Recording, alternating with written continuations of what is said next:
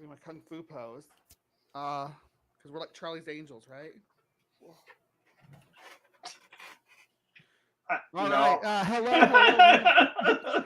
We are the Transpositions. How's everybody doing out there? How's the audio? Let us know if we need to adjust anything, because we are not good at this. Tell us. Live broadcasting. Yeah, we're doing our best. Sometimes your best is just not enough. Hey, my best tonight is not very great. Right? I'm in a bit of a nadir. I had to figure out a number of fabric puzzles over the course of the last couple of weeks, and yeah, no, it's been a thing. All good though. All good. Fox, I hope you figured out what to eat, friend. Perhaps some pineapple. Yeah. What does the fox eat? Ooh. What does the fox eat? Gonna have us a dance party up in here. Rodents mostly. Yeah. And burbs. Keep tons of mice out of here. Yeah. Oh no. We also don't get any nerdy rodents. Foxes and mice. Oh yes, and of course hens, because foxes and hen houses. It's true. Yeah. Tastes great, less filling. I like a cat or a fox in my hen house every now and then. Mix things up. Hey, right? hey. Sometimes a hen likes a fox to play with. Sometimes it gets tired of the rooster and wants to play with the fox. It's cool. It's cool. There you go. That's just a message I'm sending out to all my hens out there, right? Oh, how we doing? How we been? How was your Pride Month, friends? Mixed, obviously. Yeah. Yeah, I know. I don't want to air the shit you're going through specifically, but other than the BS you're dealing with there, how was the festivities that you participated with during the month of Pride? We'll put it that way.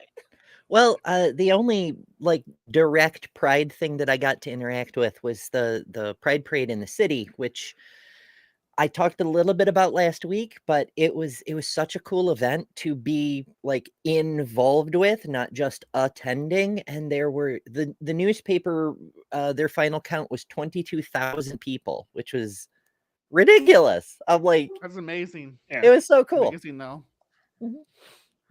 Yeah. How about you, Steph? I know you had a lot of props to give to the people of Portland, or the organizers in Portland. Yeah, it was a terrific turnout, and it was not just a parade, but a whole Saturday of fun in the park right next to my building, and it was really great. I didn't actually do an awful lot myself, but I except for soak in the love, but the love was worth soaking in, for sure. Yeah.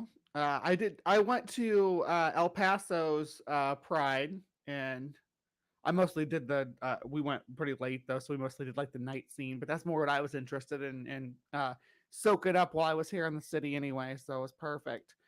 So they had did a Pride crawl and everything, where we just had some different Pride themed drinks around the downtown area, and met some really cool people. I've got pictures on my phone of people I don't remember meeting. That's how much fun I had. So, pictures of me with my arms around them like they're my bestie. Like they're my bestie. You're supposed to be proud, not libertine. I don't know who this is, but I took my picture with. But it's mostly beautiful ladies. So, well, that's good. Yeah, that's good. I do like me some beautiful ladies. Mostly because men scare me, but that's beside the point. Just until I get to know them, I'm usually standoffish to most men. Because it's been my experience that they're hostile, or tend to be hostile. And I'm sorry if that offends anybody, that's been my lived experience. But yeah. How dare you have your own unique experience? Right. People get mad, but not all men. It's it doesn't matter if it's all men. If it's enough men that it makes me uncomfortable, socializing with men in a public setting, that speaks for itself. They're just but let's have a let's have a look at some of these Pride events I have pulled up here. So this one is, let's see here. Let me share it first. There we go. All right, so we got. I like us better over top. Okay. Yeah. We can fly.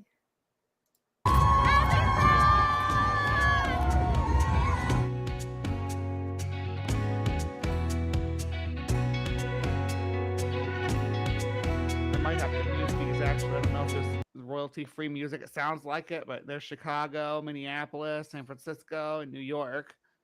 Right? Mhm. Having a pretty damn good time, it looks like. It's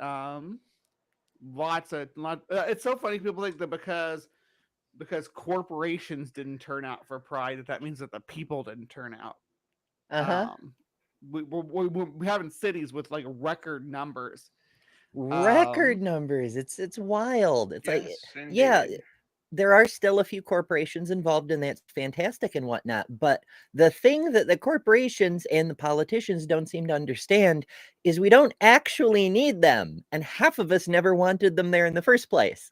Some people are off put by their presence. They think it comes off as counterintuitive towards the mission of Pride in general. Yeah, let's see what else do I got. I got here's New York City. Hey, Karleigh. Karleigh's here. Yeah. Hey, Karleigh. Gotta get Karleigh in here. There's a we go. Karleigh. Hey, there's a Karleigh. Hey, Hi, everybody. What's going on? I'm finishing the print version of the story on Major Kara Cochran that's going to run tomorrow in Outsports. That's Ooh. awesome. Right for the 4th of July. Yes. Yes. So don't miss we were that, just folks. we were just looking at different Pride events. I know you did go to a Pride event this year, didn't you? Of I course. saw pictures of I you at went one. I went to a Pride event this year. In fact, I read my story from Athlete is a Gender at a special Pride Karleigh-Webb story hour during West Hartford Pride this year. So that was good. That was really good. Yeah, that sounds really good. Yeah. And I'm sure it was terrific and Here's, well It received. was great. It was great. Here's the Pride at New York City. your stomping ground, Steph. Portland as people there we pack the go. streets and people pick up the pace for this year's Pride Parade and Festival. This is our city's largest gathering in a year. I'm feeling so good, so grateful, emotional. This weekend, Congress Street was looking a lot more colorful as pride flags of all shapes and sizes lined the parade route for Portland's biggest pride celebration of the month. Floats, motorcycles, music, and a sunny sky lighting up the city as Mainers showed up en masse to celebrate the LGBTQ plus community. The celebration continuing over at Deering Oaks Park for the Pride Festival, where visitors got to enjoy pop-up vendors, food trucks, and stage performances. Organizers say the day isn't just about celebration, but also solidarity. We are here to fight for our place in society. We are here to fight for our rights, and we are here to show our city, our state, our country that love is love. The theme for this year, playing a big part in that message. Today's theme is Maine Transcends. So we are specifically highlighting the lives, the artwork, the existence, the beauty, the joy of the Maine transgender and non-binary community. Being transgender is beautiful. Being non-binary is beautiful. Trans people have existed always and will always exist. More events in the city are ahead as Pride Month continues. You can find more info about Pride Portland on their website. In Portland, Cameron Lobley for Maine's Total Coverage. See that guy It was standing? pretty while everyone big. else- PragerU ads. I love it. Yeah, he touches on an important aspect. Like, it isn't just a street festival. Like, we've all been to street festivals, and it's sometimes they're fantastic, sometimes they're meh. But Pride is different because the people there, they're actually happy to see you. You're not like just another face in the crowd. And it's like that for everyone. It's like they depicted in villages in the 1950s, like not actual villages, but like the Hollywood version of villages where everyone knew their neighbor and was genuinely happy to see them. Except these are strangers, and you know they're strangers, and they're still happy you're there. It's And it's not. Well, And this the isn't entire like state of Maine that's- is a small town, and Portland is you know, Portland's Here's Small the thing too: small is that town, people but they your act governor, like this is but your governor has a lot of courage. I'll give her that. they act That like this too. is an American phenomena, but Pride takes place all over the world. This is Bogota.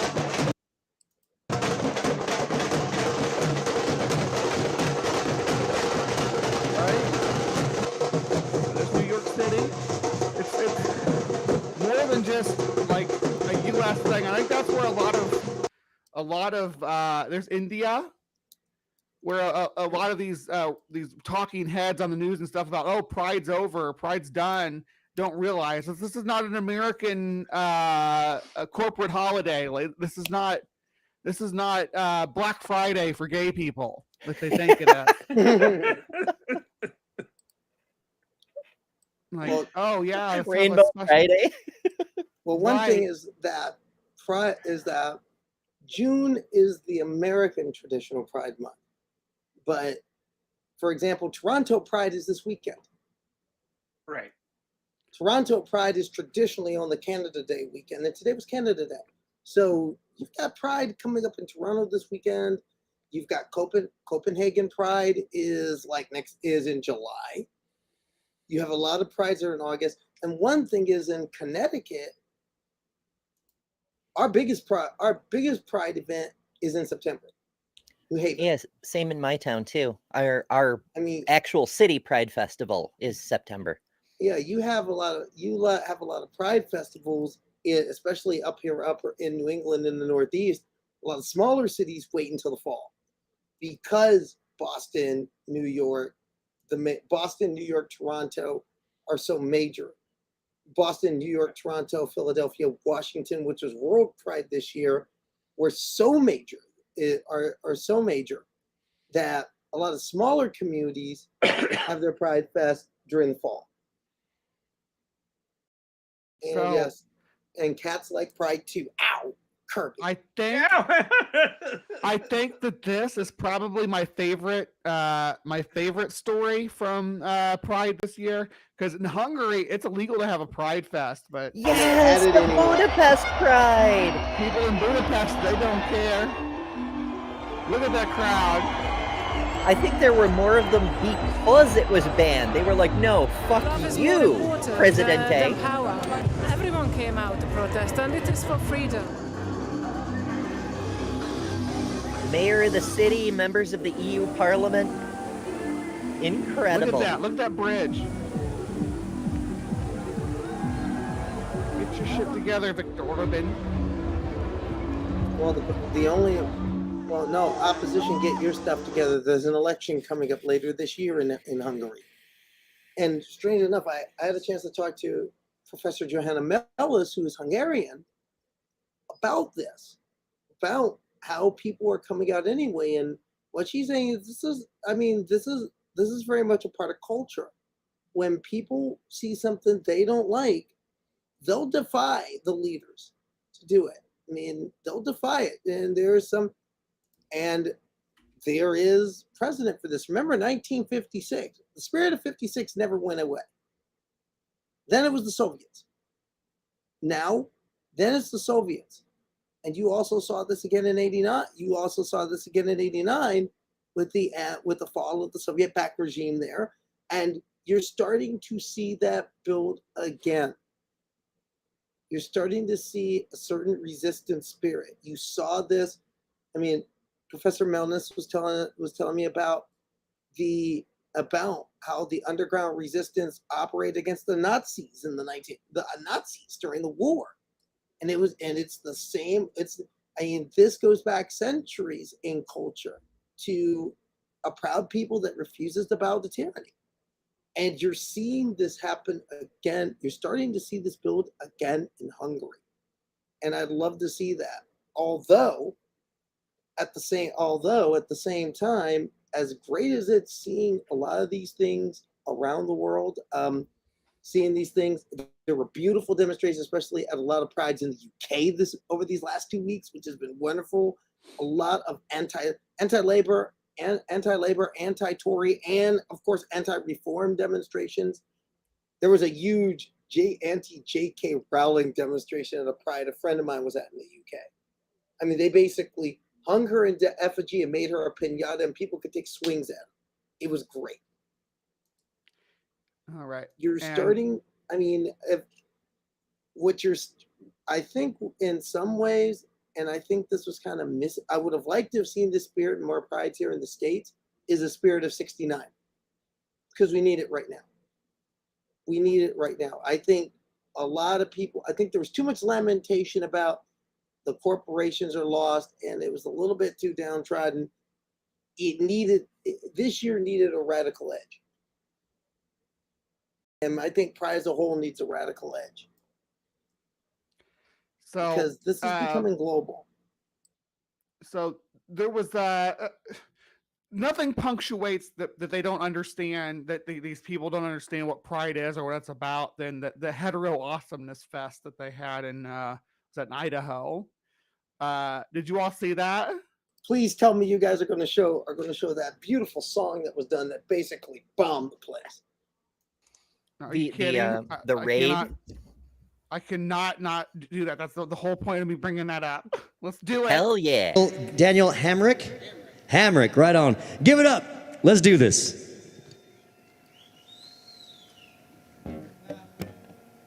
Now, before I get started, Earl told me to talk about myself a bit. We got any veterans out here today? Got a handful of veterans. All right. I'd know if I'm supposed to wear bits of my uniform when I'm not in uniform, but as a former Army Ranger, I thought I might wear my little tambourine here today. It's kind of special to me, so I figured I'd have it with me for this little performance. Charlie, you'd come up here for a second. Fantastic. Everybody, give it up for my buddy Charlie here. Target that. A little something special just for this performance.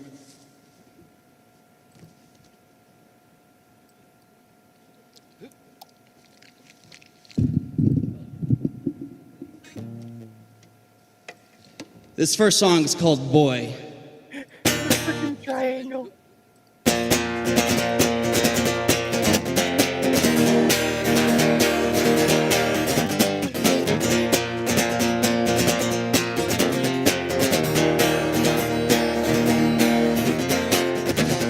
They put him in dresses to keep him in line. They say it's a phase and it's all in his mind. They put him in ballet, he wants to play ball.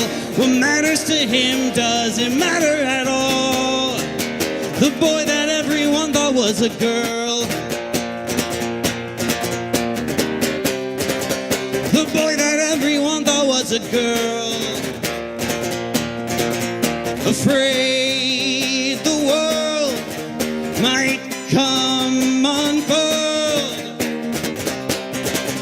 The boy that everyone thought was a girl. 2, 3, 4.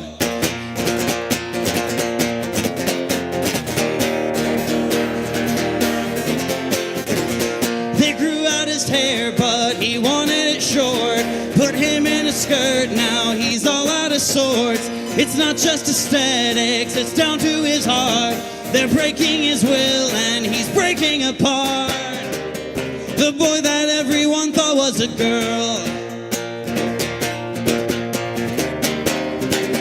The boy that everyone thought was a girl. Afraid to skew their ignorant view. The boy that everyone thought was a girl.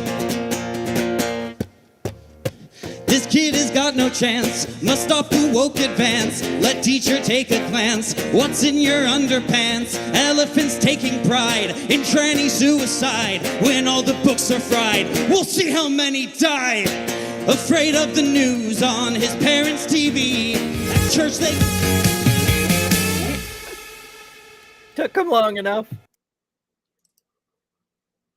Yeah. So that's how that went. There's actually another angle where you can see the guy come up and like snack the microphone away. Hold on. Let me see if I can find it. Yeah, well, there you go. That's what. There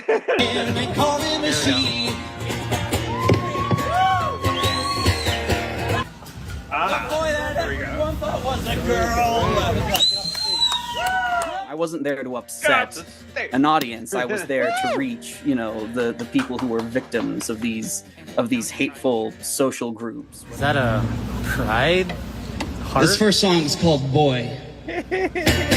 I believe that anyone who's out has a responsibility to be gay and loud for the people who, have to be gay and quiet. And do crimes. There we go. So 50 people, including the vendors, were there. So, therefore, at least 2% of their attendees were LGBT. Not very hetero awesome of them. Whoopsie. Well, hey, I think hetero is awesome, but fine. Well, Be cis, awesome. be het, be hetero, be awesome. trans, be gay,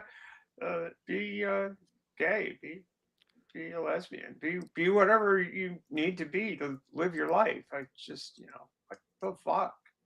I'm gonna keep the feel goods flowing here now. Before I scroll down, I gotta give a warning. There's something very beautiful in the middle here, and then something very awful on the left. So before I scroll down, oh no. Yeah, I see the awfulness. I see the awfulness popping up here. It's like Robert Galbraith crawling from the wreckage, crawling from the wreckage. What the fuck? It's Up from the depths. 40 Galbraith and Pascal. Oh, that sounds like Shakespearean. The holy God, Trinity. there's two of them. Yeah, they got Martina in there too. It's Martina. It's Martina Margaret Cordalova. Yes. Who's long been vocally opposed to including trans women in women's sports, criticized Pedro Pascal, who has a trans sister, for vocally supporting trans rights and coming for JK Rowling, because he called her, what did he call her? Katie was covering it the other day. It was he said that she was basically just like garbage or trash. Hateful and irrelevant. Yeah. In a social media post made on Saturday, the famous tennis player and Real Housewives of Miami star posted a screenshot of an LGBTQ plus outlet coverage of Pedro Pascal's recent criticism of the Harry Potter author, along with the caption, "Another Johnny come lately telling women to shut the fuck up." Yeah, that's not. Nope. No, not really. Yeah. No, Martina, you she's can totally say whatever the not hell you shut want. down. It's like, the very notion of people like Martina and Rowling thinking that they're being canceled or censored anyway. They're getting more press than ever, just for being assholes. Right. Which only goes to show, real asshole, maybe you'll get press. That seems to be the marketing strategy these days. Yeah, but like, it's weird to call Pedro Pascal arguably one of the top Hollywood actors in the country right now. He's all I can say about the Martina, Mandalorian. He's Mr. Fantastic in this new Fantastic Four movie. He's was it The Last of Us? He was the main character, and he's the in the limelight right now, and these fucking washed up old prunes want to be like, oh, this person's a Johnny come lately. It's like, sit back down, Nana, sit back down. He's not 800 years old and having to be a real fucking housewife so anyone remembers your name. While speaking to Vanity Fair for a cover story earlier this month, Pascal commented on his previous assertion that Rowling's support for the UK Supreme Court landmark anti-trans ruling was heinous loser behavior. That's what the word was. Heinous Yeah. loser. Heinous loser behavior. HLB. Pascal said that at the time, some people accused him of bullying Rowling, which made him feel like that kid that got sent to the principal's office a lot for behavioral issues in public school in Texas for feeling scared and thinking, what do I do? However, he said that the place came from being opposed to bullies, not being one. Right? That actually Right. is very relatable. When Hey, I was in school, I picked fights with bullies who were picking on other kids, and then I got accused by my principal of bullying them. I'm like, they're the bullies. Where are the damn adults? all I can say, and if my name were Pascal, and anything I would say in response to You want to bet? criticism, especially, bingo, thank you. I saw where you were sailing. Yeah. Well, that's. How about a wager on that? But hey, James, thank you for your contribution here. Pissing off J.K. Rowling and Martina Navratilova. Yeah. What else we got? All right. A quick lesson in Czech. How do you say Margaret Court in Czech? Martina Navratilova. That's your Czech lesson for tonight.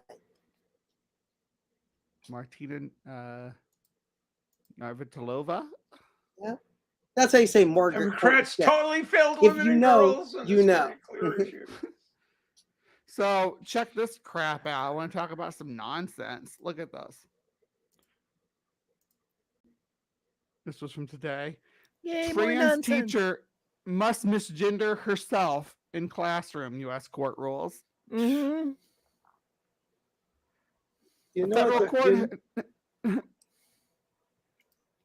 A federal court has ruled that a trans teacher must misgender herself while at work in a major blow for trans rights in Florida.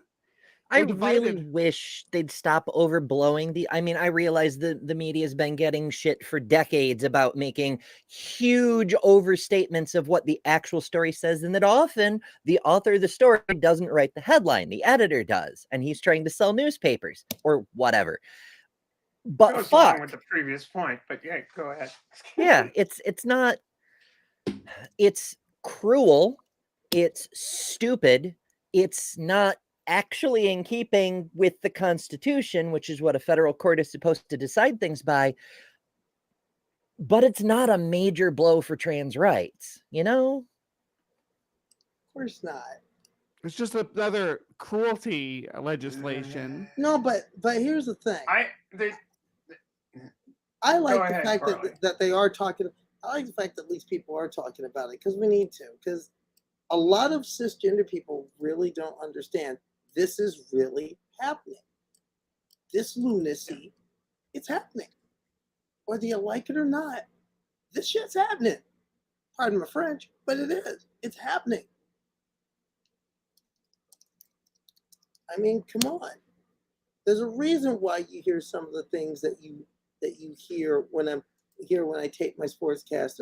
There's a reason why, because they're doing it. I don't play transphobia for a strong America for my health. That's what the GOP believes. This is what they do. It's certainly what they're proving, that they're quite committed to it. I mean, they're really quite inspired in the ferocity of their assault on people who don't have any way to fight back.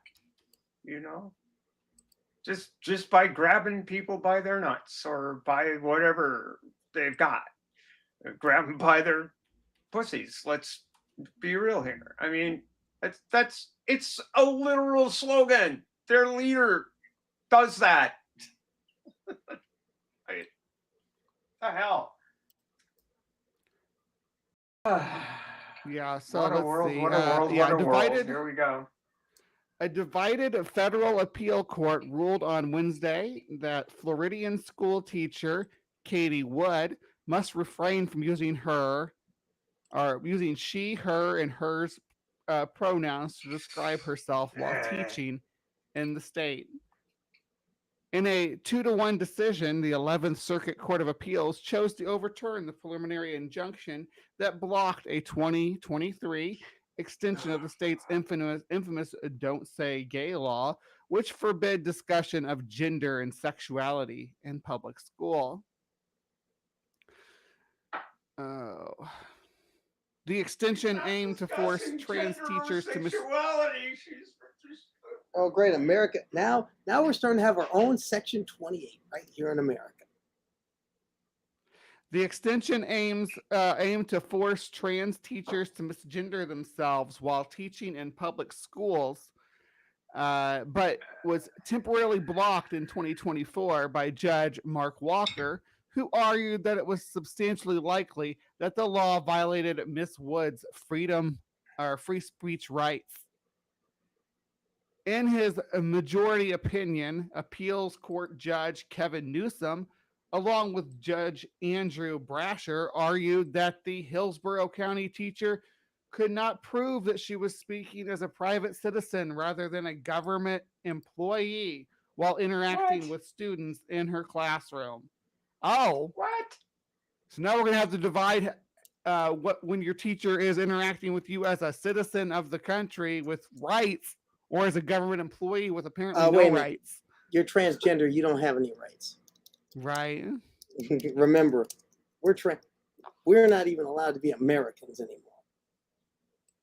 Why is Ron DeSantis always look like he's about to cry? Like always. He always looks like somebody just really hurt his feelings. Like somebody just does something super mean to him. Mayor. He's like a baby man. We hold only that when Wood identified herself to students in the classroom using honorific miss and the pronouns she, her, and hers, she did so in her capacity as a government employee and not a private citizen. So do government employees not have the rights to self-identify anymore? Is that where we are now? I guess that's where we are now. You know, if you want to pretend that you're not my thing that I imagine that you are, then get out of here. You know, it's like, what? This teacher believes that you need to study your spelling harder, Billy.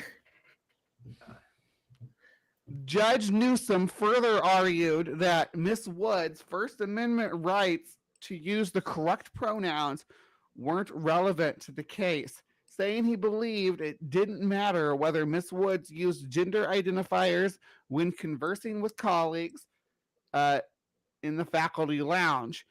The ruling, which overturned Walker's injunction, means that the 2023 law will likely go into effect imminently and will have wide-ranging implications for trans teachers in the state. In a dissenting opinion, Judge Alberto Jordan argued that allowing the law, it moved. Where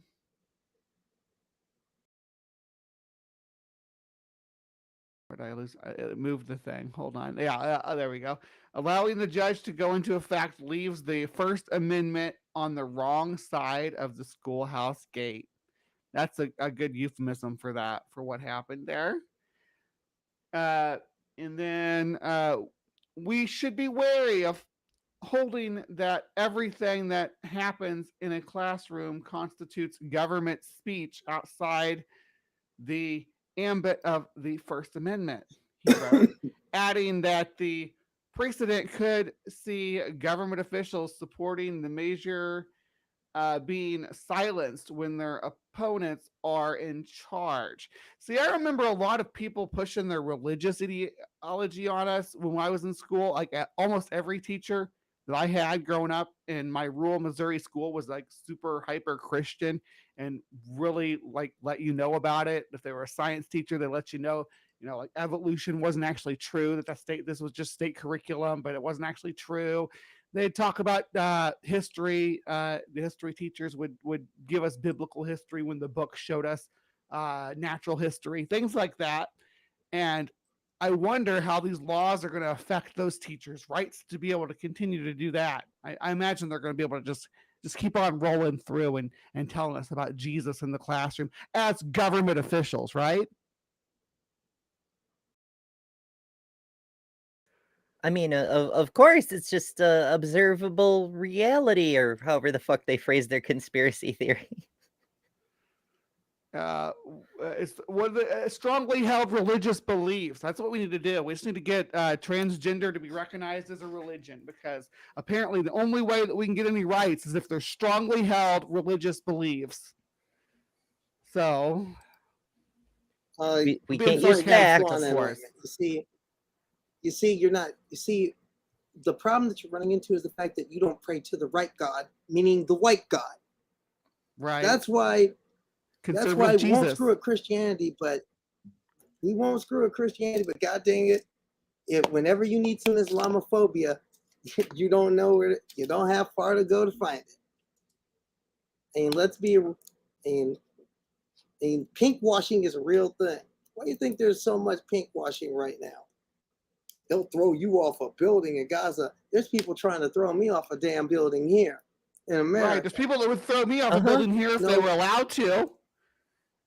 Let me put it this way. A Palestinian has yet to call me the N-word or the T-slur ever. There are certain people, there are certain demographics that feel the need to call me that often. Christian dominionist are one, and certain people who favor the current Likud regime in Tel Aviv is another. And I've been called that to my face at protest more than once. Right, and I've talked to people in Iran. Yes, these are Islamic countries, but like the people are just people, right? The average person in Iran is not going to toss you off of a roof, right? That's not like a normal thing that happens over there. I know that they like to paint that picture. But here's the thing: I really could care less about what's happening in Iran. I could care less about what Iranians are doing, what's happening in Iran. I'm concerned about what's happening to me right here in my country. Even though I'm an American. Now I know I don't exactly have the right paint job for some people to be an American. I don't have the right gender identity to be an American, but damn it, I'm an American. Anyway. Yeah, I think that I know you were saying it. I know you were saying it in jest, Bre, but the religious people actually believe that we are trans because we subscribe to a religion. We are actually a woke cult. I mean, I was being sarcastic. I want to make that clear. I know you were, but this is the thing is that this is the meme. This is the meme that's out there, and that's why I'm going to tell you. Always hear. I'm going to tell you. You don't need to apologize to me rather than as people. If you're bashing these fundamentalist Christian dominionist Gilead people, as a devout Christian, I find those people blasphemous. They're heretics, and that's the way I treat them. So no. Bash away. You can make a pinata of those types. You can make a pinata of these Ayatollah Falwells out here. You can make a pinata of them. By all means, in fact, I welcome to do it because I do it daily. I can't stand the evangelicals. Judge Jordan and their prosperity gospel. It's a mockery to the God I serve. That's great. The prosperity gospel is what got turned over when the money changers were in the temple. Yeah. Jesus didn't have many kind things to say about that. Hashtag just saying. I am so sorry. I'm so tired of these people using the faith that I love, the faith that is the foundation of my life. Sell this nonsense. I mean, Trump's butt hasn't sullied a pew in his life. 2 Corinthians. Let's remember that. And he's close to the throne of Jesus. That's an advertisement for atheism right there. That's what it is. Good Judge, point, actually. This Judge Jordan puts this into some good perspective for us here. So the judge went on to say that the law has nothing to do with curriculum and everything to do with Florida attempting to silence those with whom it disagrees on the matter of transgender identity status. If the majority opinion is right, I don't think it is, Florida can require that married female teachers use the last name of their husband in the classroom, even if they have chosen to keep their maiden names. It can demand that unmarried female teachers use Miss instead of Miss in the classroom, and it can require all teachers to call themselves Teacher Smith in the classroom instead of using their actual last name. Yeah, there's a lot of stuff that's going to tumble out of this. And this is a federal judge talking about this too. And under his eye. Yep. In his 2024 ruling opinion blocking the 2023 law, Judge Walker argued that the case was classic speech injury, noting that Miss Wood had used the correct pronouns in the past and has a right to use them in the future. So yeah, that's that article. What else do we got? Here we go. So more SCOTUS dropping the ball. So be prepared. SCOTUS decision to let parents opt kids out of LGBTQ lessons won't only hurt queer students. What a surprise. What a surprise it won't only hurt because heterosexual and cisgender people are also benefit from understanding the culture and society that they exist within. Heterosexism and cissexism are pervasive, and each of us, irrespective of our own identity and expression, stand a risk to their harmful effect. As wisely stated by English author Edward Bulwer-Lytton in his 1839 play, Richelieu, I think that's how you say that. Richelieu, or The Conspiracy, the pen is mightier than the sword. This adage holds with the written word in a powerful tool in the transmission of ideas. Why else would oppressive regimes and other insecure upholders of the status quo engage in censorship and book burning? The Holocaust Encyclopedia defines book burning as the ritual destruction by fire of books or other written materials carried out in a public context. Heinrich Heine, one of Germany's greatest poets, who was of Jewish origins, warned, when they burn books, they will ultimately burn people. While the Supreme Court, with its 6-3 ruling in the Mahmoud versus Taylor case, may not have literally condoned book burning, it's figuratively torched LGBTQ plus books for elementary age students, perhaps since the conservative majority also knows that, yes, the pen is mightier than the sword. The case arose from conflicts between teaching LGBTQ plus topics and parents' rights on religious grounds in the education of their children. It stems from some parents' concerns of the policy sanctioned by the Montgomery County, Maryland Board of Education, requiring new elementary school storybooks covering LGBTQ plus topics that could be read in class. One of the contested books, for example, is Pride Puppy, about a puppy who gets lost in a crowd during a pride parade. The horror! Could you imagine trying to entice kids to be gay by showing them a puppy at Pride? The horror ladies. Come on. I need to hear more gasp of disgust. I am I'm shocked. Appalled.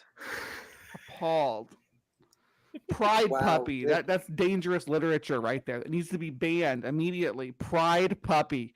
Watch Everyone. out. Everyone knows puppies can't be gay. Talk to your kids about Pride puppy before someone else does. There we go. There you go. Thank you. Because, dogs can hump legs, but a dog humping another male dog? No, sir. When the policy first passed, parents could opt their children out of the curriculum, but later the board reversed itself and made the policy mandatory since the opt-out choice could become untenable to administer. I would add that the opt-out policy stigmatizes children with the same-sex parents, siblings, relatives, and friends, as well as the young people who are questioning or have embraced their sexual and or gender identity. But the policy also stigmatizes students whose parents choose the opt-out route. And what kind of message does it send to all students that there is something wrong, sinful, dirty, icky, and maybe even contagious, something to be avoided, scorned, and marginalized?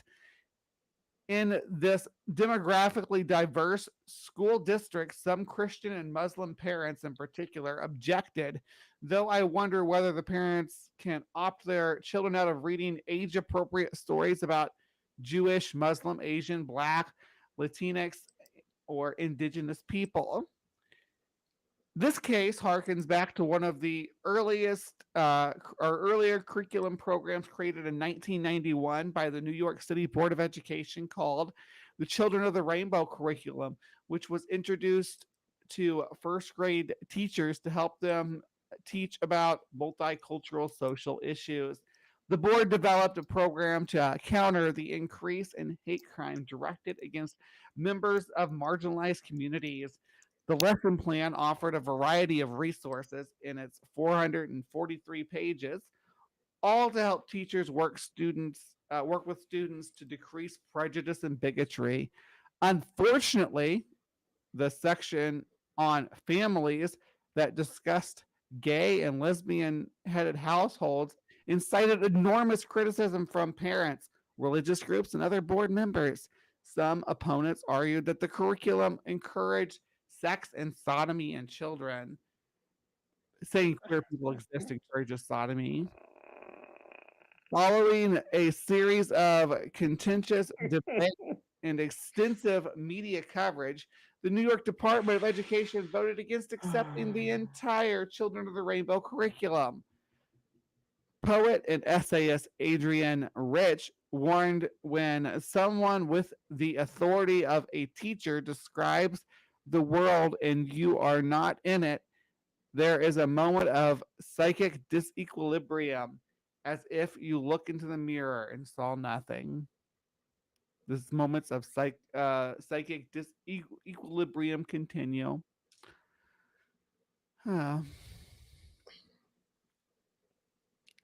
Heteroism. Yep, well, there you go. This is a pretty long article. I'm not going to read the whole Seems thing. like it goes on until the end of time. Right? We'll never escape it.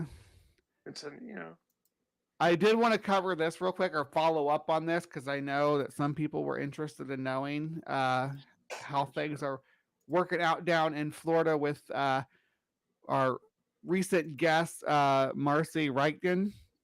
Marcy. Yeah. So a judge dismisses case against trans women who tried to challenge Florida's bathroom law. They dismissed the case. The the prosecutors did not get their shit together fast enough, and it was dropped because they didn't have the proper paperwork filed. But I'll read this here for us. Marcy Reichen was the first person to be arrested for trying to challenge Florida's bathroom bill.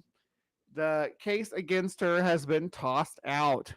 The first case of a person being arrested for attempting to challenge Florida's anti-trans bathroom laws has been tossed out of court after state prosecutors missed filing deadlines.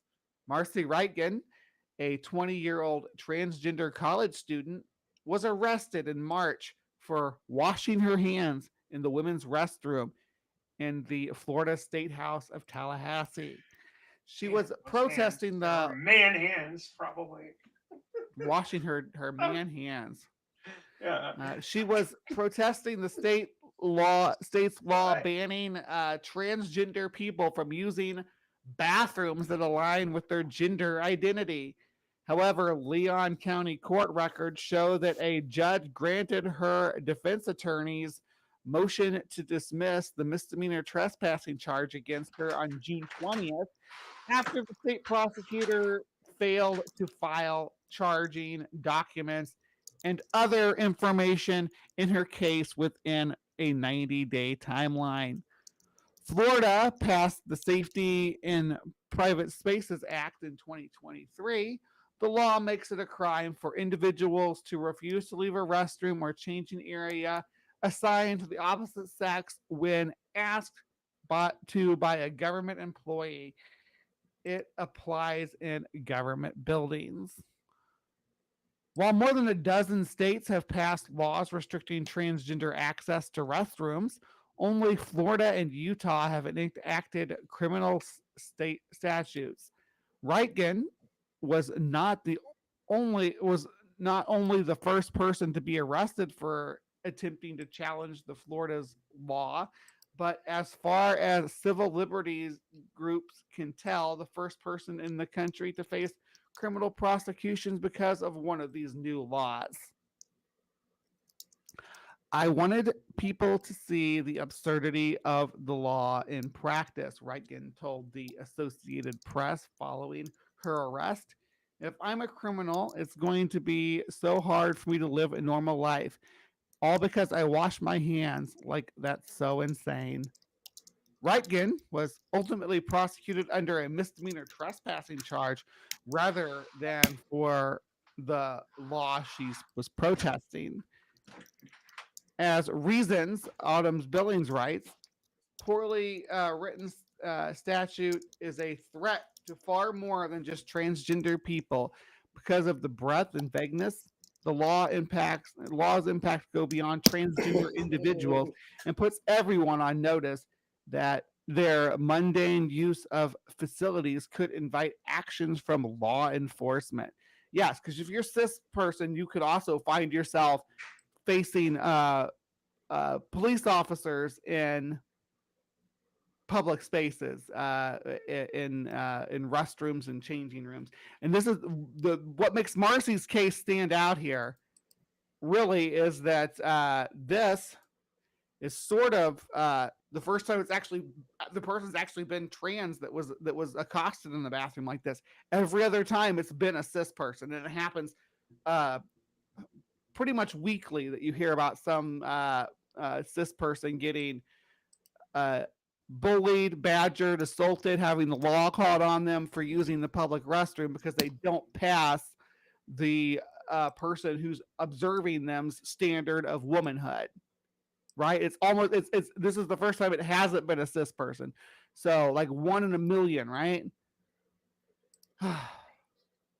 Ew, is that Riley Gaines and Caitlyn Jenner on your screen? Yuck. Yeah, it's part of the ad for cause. Karen's against women's sports. Because we don't really care about women's sports. We're just here for the transphobia. Right. So that's all I have for us tonight. Anybody else have anything that they want to pull up or go over? Well, I did build a sports segment, but I want everybody's involvement in it because we need to talk about two major things that are happening. We need to talk about two major things that are happening. But before I do all of that, I just want to say, even before I begin, I do want to send a shout out because tonight I'm dedicating my efforts to someone very special. I got to tell a little story.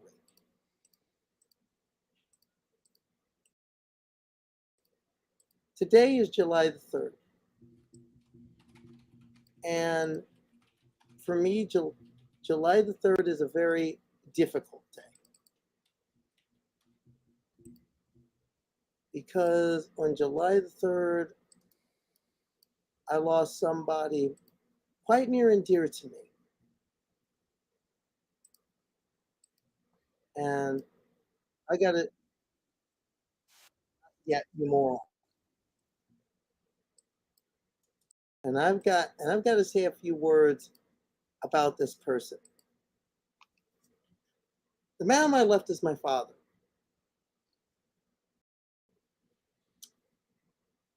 My father, Karleigh Webb, passed away 11 years ago today.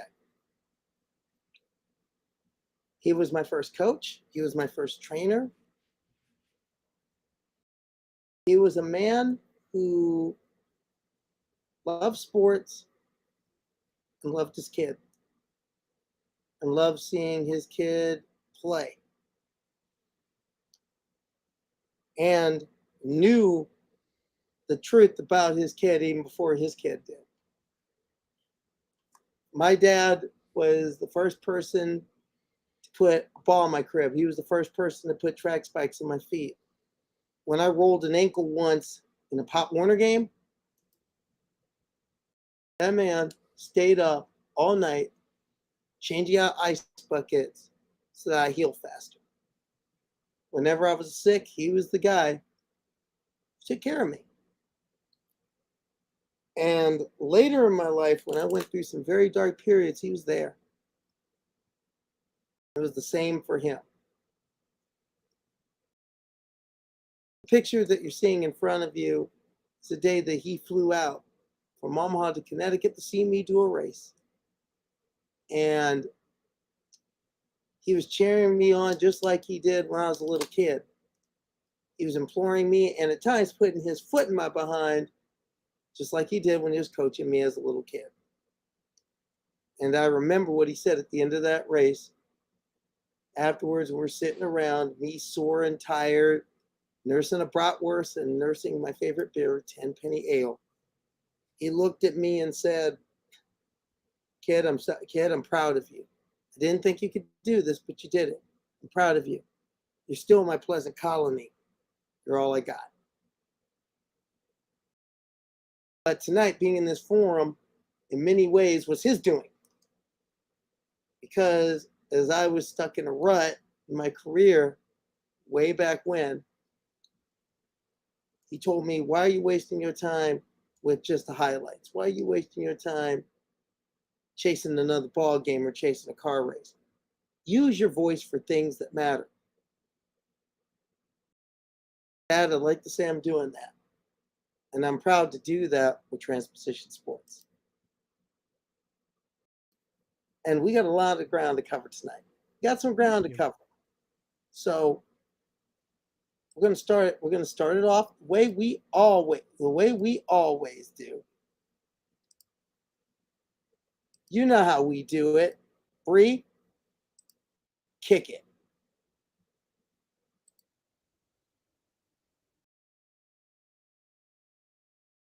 Do that.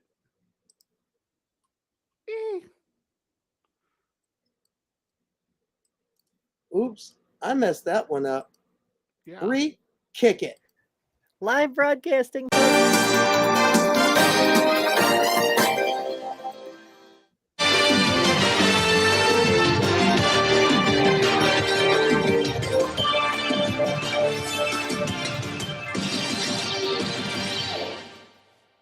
At the center of it all is former University of Pennsylvania swimmer Lia Thomas.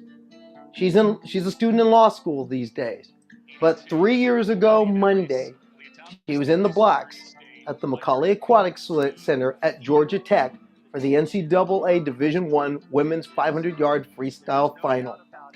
With 3 U.S. Olympians from the Summer Olympics in Tokyo chasing her, she swam the race of her life. Lia Thomas pulling away over the final 150 meters. Had to work for it. She was pushed over the first 350 meters. Thomas wins the NCAA championship. Ended up very close. Lia Thomas, national champion. Has a nice ring to it, But when she got her championship trophy, you could hear the boos, even as she looked on with a shy smile. So much of the news on her victory was about the controversy or the debate. More attention was placed to what happened 2 days later when she tied in the 200 freestyle for 5th place than when Thomas won a national championship. Oh, by the way, the person who tied with her has made sure you never forgot it. Showed a transphobic ass for all to see, and Leah Thomas lives in her head rent-free. Riley Gaines, real American transphobe. Riley Gaines there. Yep, Riley Gaines turning that moment into her career as a professional transphobe. Yet lost in all the bluster and the debate was the joy. So I choose to celebrate the greatness of Thomas's swimming and the goodness of a person who stayed above the fray and continues to do so. Unlike detractors such as Gaines, Thomas has remained classy and graceful. Leah Thomas is a hero. She lifted us up, and she inspired many, me included, to push through now. She continues to speak out even as she has moved forward with her life. It was hard not to sort of place a little bit of blame on myself that it's not because of me, it's because Republicans in positions of power are trying to control and limit our autonomy and how we can live our lives. And if it wasn't me, it would have been the next trans woman. Others choose to denigrate, but I'm going to celebrate. I'm going to watch that video tonight of 4 minutes and 33 seconds of fierce swimming and a championship well earned and can never be taken away. Leah, I hope you've had the chance to just look at the trophy that you hold and celebrate it. Thank you for your grace under fire, champion. And I want to make a promise to you. As long as these hands can still type out stories and edit some video, your story and your achievements will never be erased. For Transposition Sports, I'm Karleigh Chardonnay-Webb. But of course, it's not done yet. But wait, there's more. But I do want to talk about Leah. We need to talk about Leah. And Stephanie, when you get a minute, get back here, because we need to talk about that because of what went down at the University of Pennsylvania and the deal that they struck, and the deal that got struck with the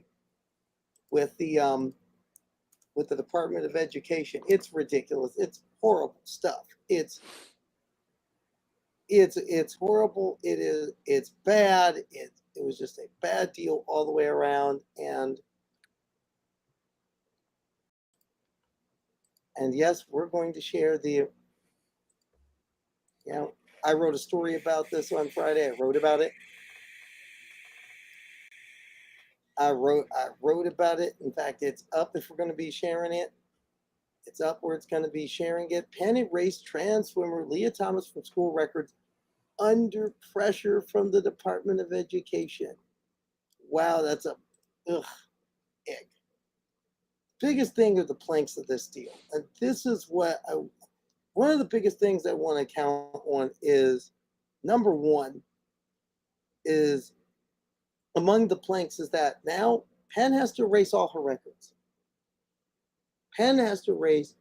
Now, a lot's been reported on they're erasing her NCAA trophies. That has yet to be decided. That could be decided by the NCAA directly or via the bogus lawsuit that Riley Gaines and her merry band of losers put forth last year. Yeah, I was going to say, those records aren't Penn's to erase. They're NCAA records. But what Penn is being told to do is scrub her school records, which he had a group, that scrub the records from Sheer Pool, which is currently being renovated, but they want them to scrub those records. And also any other awards she may have gotten as a member of the swim team. I mean, she did get an Outstanding Swimmer Award in 2022. She did get some different things. She got some, different accolades from the school, et cetera, et cetera. They're telling them to get rid of those. And this is this is what it's. This is essentially a bill of attainder, right? You know, these are actions directed at one person, that strictly for going after her. It's just really bad. It is. It's horrible. But do you want to see something really wild? Check out what I'm going to show you what Penn has done in this deal. This is what Penn has decided to do, at least on one front. And free kick it. Because people need to see this. This is Penn's all-time women's swim records. Now, notice this right here. Now, notice this little part, this little important point. Asterisk. Yeah, this little asterisk right here. No, competing under eligibility rules in effect at the time, Leah Thomas set program records in the 100, 200, 500 freestyle during the 21-22 season. Eventually, they'll have to get rid of that. Riley Gaines and the Karens Against Women's Sports are going to complain about that. But this is what a national champion who competed by every metric and every rule has to deal with. Does that make any sense? I want to take it around the room. Does it make any sense? Like retroactively changing the rules and then saying, okay, and now we're going to strip you of your titles because retroactively we changed the rules. That's not how any sports works, right? At the time that she was competing, on the contrary, Leah earned these titles, earned this recognition, and you can't take it away from her. You can pretend you can hide the records, but the records still exist, and she still succeeded in her sport, which for trans women is something kind of rare, because in general, and no offense to any trans athletes on the panel, but trans women usually we kind of suck at sports, but present company excluded, of course, because you all are rock stars. But that's why we need to celebrate. I could go grab some more trophies if you want. Wait a minute. More trophies. Wait a minute. We suck. Wait a minute. Suck. Okay. No. Wait a minute. Did I hear that right? I was being sarcastic. Trans women stink at sports. Well, I know one trans woman who does not stink at sports. I know one, and in fact, I can prove it. Kick it, Bre. I can prove it. Let's do it. Get it. We're sporting a 7-0 lead. This looks like a touchdown, but who makes the touchdown saving tackle? Okay, come on, give it up for your girl. Come on, give it up for your girl. Give it up for your girl who makes that tackle.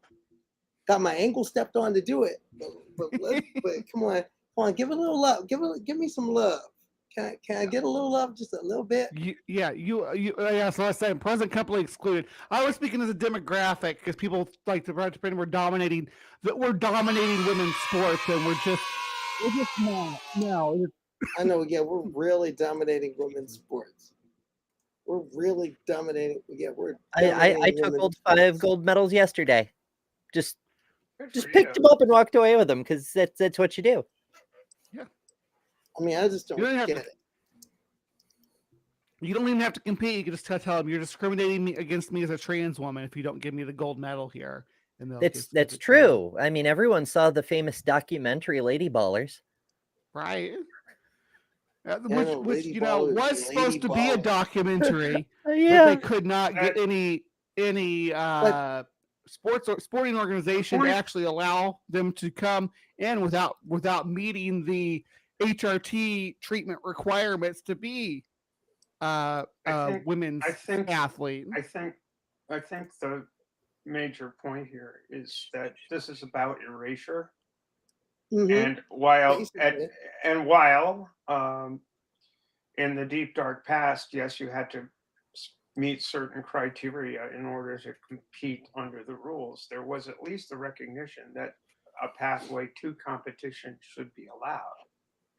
And what we're seeing now is not only there should be no pathway to competition, but that if by some means a trans person does compete in their actual gender, their competition is invalid, and any competition they've ever engaged in is invalid. And the point of all of that is, in fact, erasure. Just I erase the notion of trans people's identities from the public consciousness and make it so load so much opprobrium on trans people's lives that they're impossible to lead. Exactly, and that's the thing. Stephanie, make a good point that this is about erasure. As we look at, I mean, in this case, literally, they're striking her name, taking out a big eraser. And as we check out Leah Thomas, this was Leah Thomas at the Penn Harvard dual meet back in 2022. I was there. I shot this, and this is one of the points I do want to make, is that a question: how far will the transphobes go? Because there's a lot that they ask. There's a lot of planks to this. One of the other planks was that Penn has to go through this big rigmarole and put on all their websites that they will comply with the Trump executive's orders, and they have to answer the exec, and they have to mention those executive orders by name. It's ridiculous what the Trump people want to do.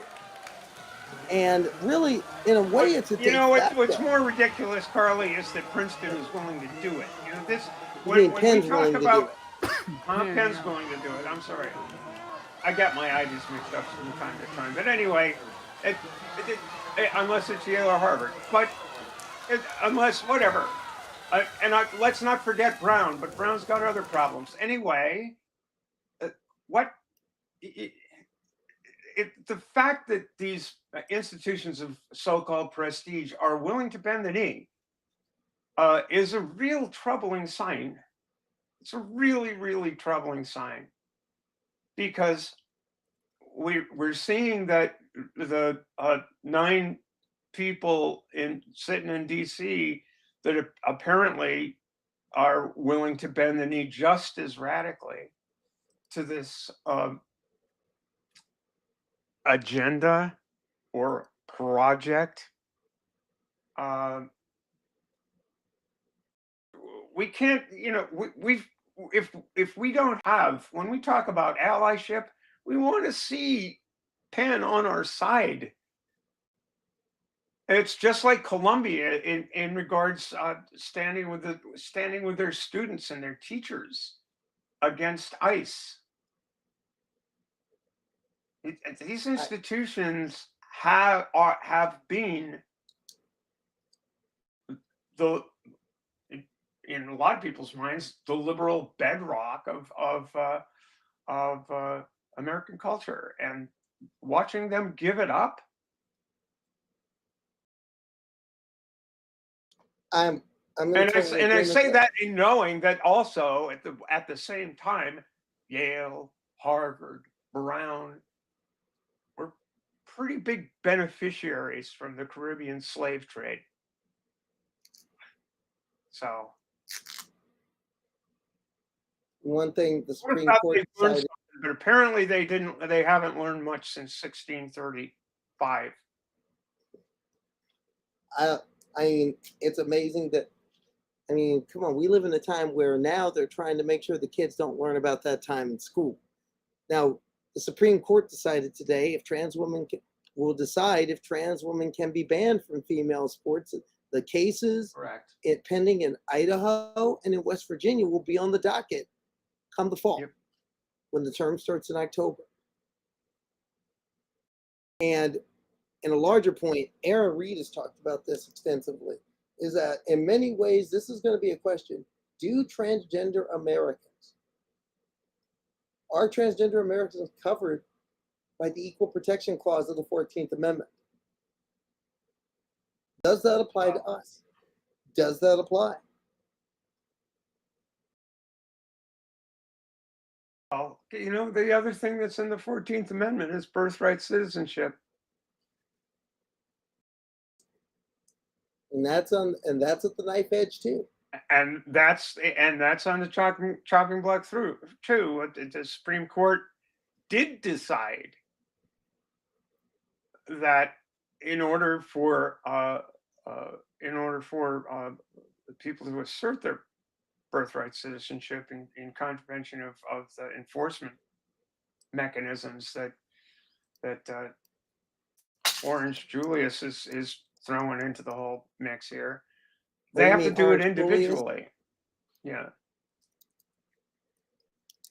And so naturally, there are a bunch of lawsuits being filed now that says no, this is a class. But it's the same deal. It's the same means of oppression, and we need other institutions, especially wealthy ones, to step up. Or just show us your whole ass and say go away. You know. But one thing I do want to touch on is, how far would this go? How far would this erasure go?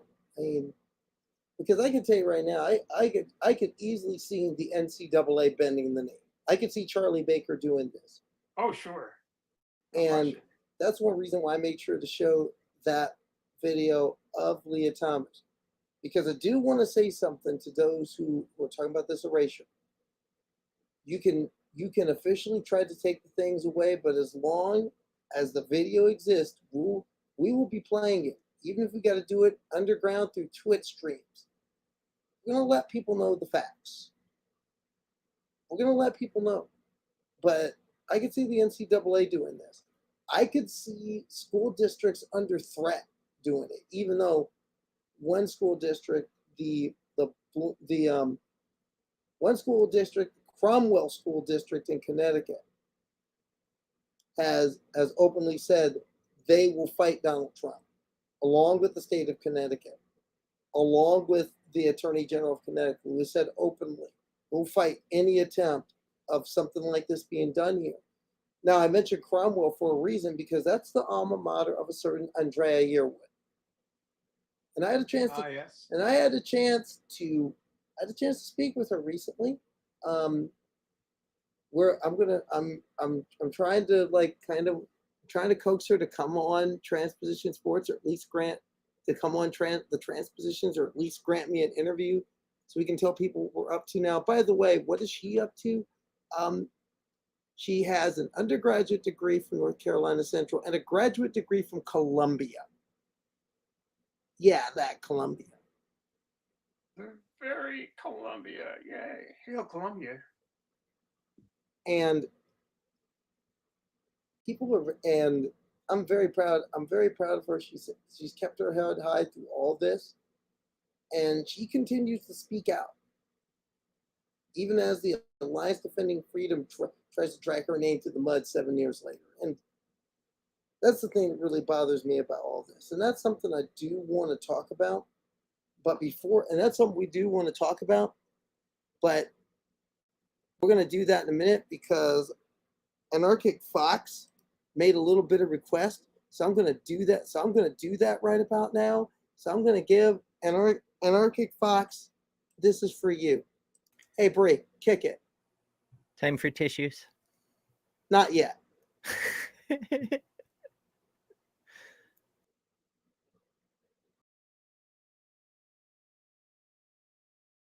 Bre? Are you sharing it? Oh. There we go. Now kick it. I don't want to be considered a bigot or a transphobe. She tied for 5th place, and now she'll cause trouble. Riley Gaines is there. Riley Gaines, a real American transphobe. Riley Gaines is there. It's been 2 years, she's still jealous of Leah, and the trophies both look the same. Showed her transphobic ass for all to see, and Leah Thomas lives in her head rent-free. Riley Gaines, a real American transphobe. Riley Gaines is there. Riley Gaines is the mouthpiece of conservative America's anti-transgender special mission force. Her purpose? Help take rights away from transgender Americans, all because she finished 5th at NCAA's and became a spoil sport loser. She won't shut her mouth. She's a well-paid bigot, and Riley does not care. Riley Gaines. Riley Gaines.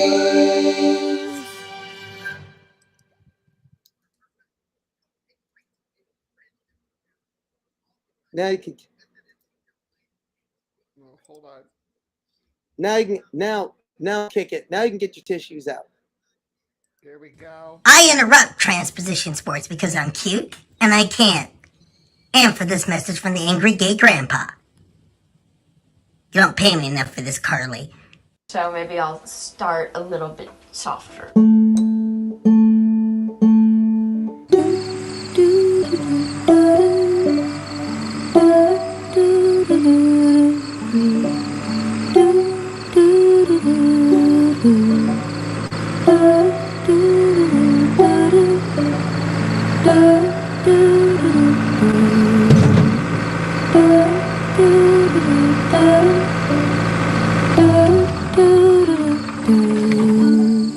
This little light of mine, I'm gonna let it shine. This little light of mine.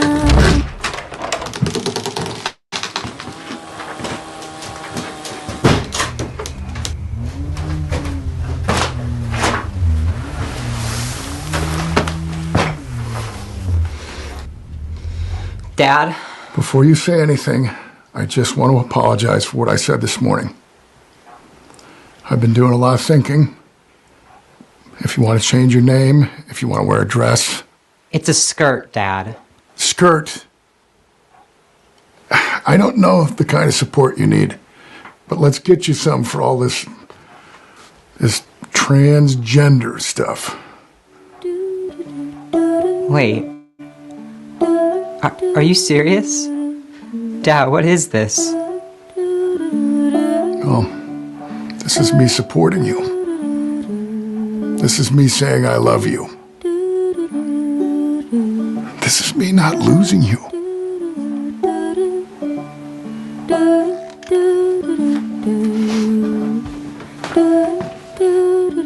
I love you, Dad. Love you. Holly. This little light of mine, I'm gonna let it shine. Whenever I think of sad every time, especially today, I needed to run that. I needed to run that, especially today. Was your dad? I don't know if your dad passed away before you really came out, but was your dad supportive? Would he have been supportive for you as a queer individual? I think he would have been. I really believe he would have been. My dad had inklings. He had ideas about me, but he never got to see all of it because he passed away before I really was he passed away before I really had taken that step forward. Before he passed away at the time when the egg was really starting to crack, but I hadn't broken through and walked out yet. And that's the best way I can put it. But I will share a little thing. I will, before we get out of here, I will share something about that. Because I want to tell you, I want to give you a character study about how my dad knew. But before I do that, though, I want to have a little discussion for a few minutes. Because, no, everybody on, because this is an everybody discussion. Because you know of the famous writing of Frederick Douglass, what to the slave is the 4th of July. I'm feeling that right now as we enter into Independence Day tomorrow. What is the 4th of July to a transgender American? What does that mean for me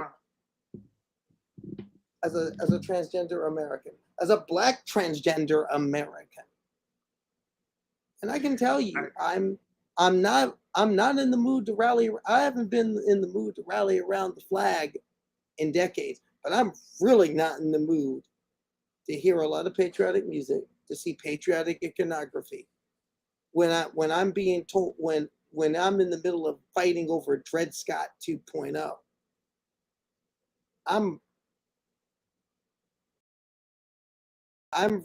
I have been told since January 20th that you're not an American. That is what I've been told by this administration and by this government. That I'm not an American, and you have no rights by which we are bound to respect. Look at the title. Look at the Orwellian titles of the executive orders. Look at how they've tried to take. They're saying that you're saying an unword. Now, I've been reading 1984 a lot this week. You're saying an unword. You're an unperson. Transgender is thought crime. I mean, these people really believe that freedom is slavery, war is peace, ignorance is strength. These people really believe that. So I want to throw it out to the room, and people who are watching in the chat. I'll say I want to throw it out. What does it mean? What does it mean? What does this mean to you to be American right now? If you are from the United States, I know we got an international audience, but if you're an American, I want to ask you, if you live in the United States and you're trans, what does that mean to you in 2025? I feel like that I've had my country taken away. I feel like I sort of lost it in November. Like, I realized that this is no longer the country that I grew up in. It's no longer the country that I loved, really, growing up. Watching the way that they're treating the naturalized citizens and immigrants I don't feel comfortable in this nation. I don't feel safe in this nation. I've been talking about fleeing for months now. But I'm gonna pass the talking stick over to Steph, because I'm sure she has something more important to say. What form of government do you have? A republic, man, if you can keep it. And it's our responsibility to see to it that we keep it. And unfortunately, we're failing in that regard in a very, very scary sort of way right now. To me, the 4th of July, this 4th of July in particular, would be a particularly great time for those aliens that come in, you know, like for Independence Day, the aliens come in and take care of business. But then again, that's throwing the responsibility on some caring race that thinks that perhaps humanity has gone astray to come in and fix our problems. But our problems are things we have to fix for ourselves. And the thing that I feel the most this 4th of July is a tremendous sense of disappointment. I tell you, I have people who I know in my local community walk up to me and say, this happened just the other day on the Race Committee vote, I've been thinking so much about you. These months must have been hard. And I said, yeah, and they're getting worse. And you need to do something to help us. You need to do something strong. I understand all of those fine sentiments of having my back that you've expressed since 2018, when there's shit first went to go down at a federal level.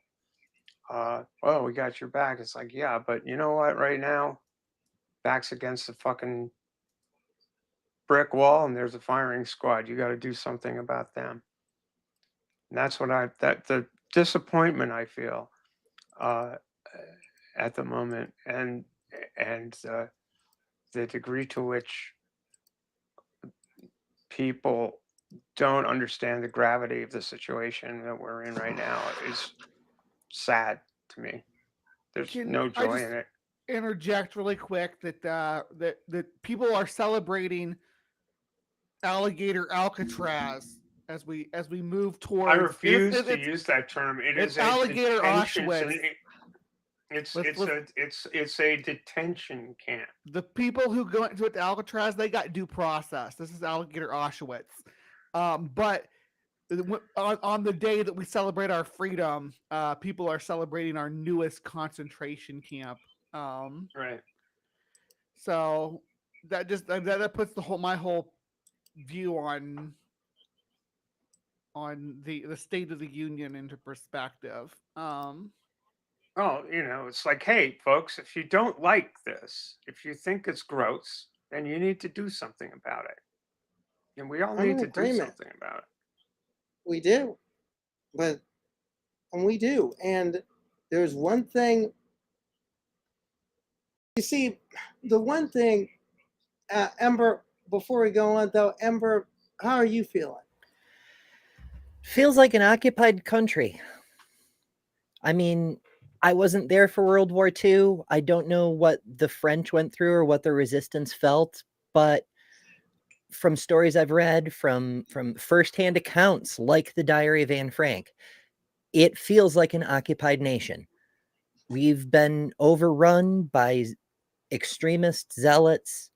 The fact that many of them, most of them, possibly close to all of them were born here doesn't change the fact that they're instituting by force a way of government that is antithetical to our constitutional republic remains unchanged. We're in deep shit, folks. As many of you know, we're experiencing all sorts of difficulties. I've had very hard times. I've been attacked. I've lost my job. I'm dealing with medical and legal issues and I'm in a blue state. There are people who are dead. There are people who are going to die. Just within the past 24 hours, I believe, Ohio extended their gender care ban to apply to adults on Medicaid. And the list of shenanigans and horrible things done just for the sake of being horrible goes on and on and on and on and on. And it's not to paint the picture that it's all doom and gloom. I'm the good news person, but that's what it feels like. We're under the boot of an oppressive occupying force. And with the passage of the bill today, with the not military, pretend military at our commander-in-chief's behest, getting a budget boost that it's got more operational funding than the entire judicial branch, the FBI, the DOJ, and a few other departments combined. Yeah, ICE is now the largest agency in the United States government. With the domestic that's a tenet of the big beauty of the big destructive bill. Mm-hmm. It's going to supercharge it. So, I mean, what exactly is there to celebrate? We knew on November 5th that this was probably the end of America. And while the corruption and ineptitude of dear leader has made it take a while, it looks like we're getting pretty close to the end, folks. Well, see, I am a person of contradictions. I am a Marxist. I am a Marxist and I'm a Leninist, if you will, socialist, if you will, communist, whatever you want, however you want to term it. But I mean, there are three books I do revere in equal measure: the Bible, being a Christian; the Communist Manifesto, being a Marxist; but also the Constitution of the United States, being an American. And the founding fathers of this country gave us a scorecard. They gave us the means to grade what our government's doing. It's right. It is the first paragraph of the Constitution. That isn't just some words or great lyrics to Schoolhouse Rock. If you know, you know. Founding fathers gave us a scorecard. We, the people, in order to form a more perfect union, first establish justice. The Trump administration is not establishing justice, they're destroying it. Ensure domestic tranquility. Do you feel domestically tranquil? No, you don't. Provide for the common defense. Now, the common defense just does not mean guns and arms. The common defense is how we help our neighbors. The common defense is how we pull together in times of tragedy. Donald Trump failed that in 2020 with his response to COVID. No matter what he does in this second term, we should remember that. He's already failed the common defense. Promote the general welfare. The general welfare is how we all do together. When you are willing to take away medical care from any American, you're not promoting the general welfare. When you are willing to snatch people off the street, that's not the general welfare. When you are willing to take a segment of this country and demonize them for political ends, that's not promoting the general welfare, nor does it secure the blessings of liberty. We are tearing the blessings of liberty away limb from limb right now. For ourselves and for the future. That is our posterity. Now, on the scorecard put forth by the preamble, this administration fails in every regard. And that is something we need to be shouting from the rooftops. These people speak of American freedom. They've never even read nor understood the very words I just spoke to you. They claim to revere the Constitution, yet they are shredding it faster than Fawn Hall shredded all those documents back in 1986. Again, if you know, you know. Now, on the back door of Transposition Sports tonight, I want to give 3 good minutes to a badass American patriot. A few weeks ago on the show, we introduced you to United States Army Major Kara Cochran. Kara Cochran is a decorated Army officer. She holds the Ranger badge, and she said it's not just what you wear, it's what you bear. 2 tours in Afghanistan. Being educated and prepared for a career in higher planning in our military, making the continual moves up the ladder even with her transition, has performed with distinction and honor. Tuesday was her last day in uniform. By orders of a Defense Department led by a Secretary of Defense who has not even accomplished half of what Major Kara Cochran's accomplished. This is what Major Cochran had to say about why she wants to be in uniform, why she serves, and why she'll continue to serve, even though they've told her you can't.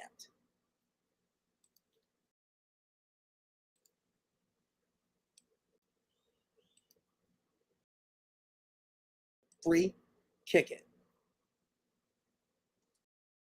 Looking at this makes no sense. 2 tours in Afghanistan. You've led troops. You've been shot at, and you're not getting a pension. And also, you've heard some of the things that the Secretary of Defense has said about trans troops. When you hear all that, do you ever get the feeling in the back of your mind, why am I going to engage in a fight to serve a nation that seemingly doesn't want to serve me? Because the second we stop trying to fight for our right to defend our country and we cave into things like this, then the American dream is lost. The ideals of freedom and liberty are gone. So I've been I have grown up with a sense of patriotism sense of honor and character from my upbringing as a young kid, to reinforcing that, reinstilling that. And I don't just wear the Ranger tab, I bear it, in which you never quit, you never surrender, you never leave any of your fallen comrades behind. You continue to display the intestinal fortitude that's required to complete the mission. And I'm not going to stand by, and we're not going to stand by and let people strip freedoms that we have fought for through our honorable service, that we've been open about for over a decade. Through some of the things you've heard from the civilian leadership, what has been the most insulting thing about this ban to you? Oh, I think the thing is most insulting is to say that we lack courage and honor because we're serving in a birth sex other than the one we were assigned at birth. And it's so funny because you do not understand the amount of courage it takes to come out as a transgender service member, be transgender in the world today, play sports as a transgender athlete. The amount of courage that it takes for any of these people to do that is well far beyond that it takes to just raise your right hand to serve your country. That's my honest opinion, because I know for me and my own personal experience is that was scarier and took more courage to live as my authentic self, which would be the honorable thing to do. So I always find it very, very interesting that the verbiage was used towards us is that we lack courage and honor, when those are the two principles that probably explain who we are more than anything. Oh, by the way, if you want to hear the full conversation I did with Kara, I'm going to rerun it.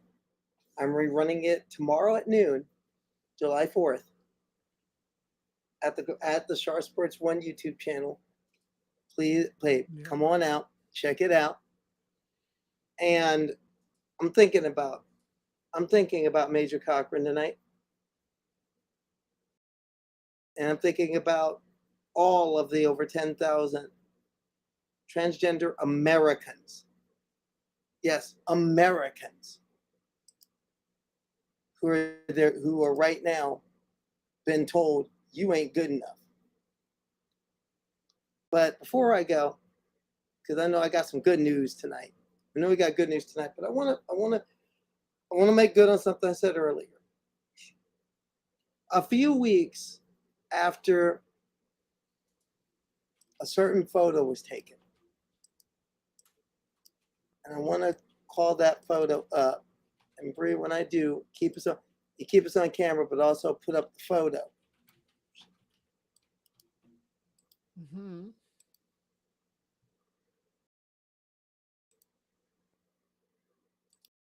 Yeah, you can kick it now.